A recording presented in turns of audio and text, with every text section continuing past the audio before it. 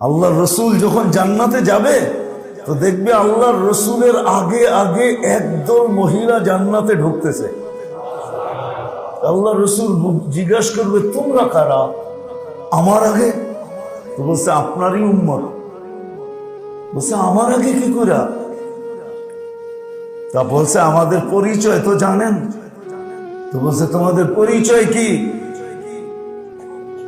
যৌবন অবস্থায় স্বামী মারা গেছে, সন্তানের দিকে তাকায়া আর কোনো বিয়ে বসি নাই, জীবনটাকে সন্তানকে মানুষের মতো মানুষ করার জন্য, দিনদার বানানোর জন্য কাটায়া দিছি।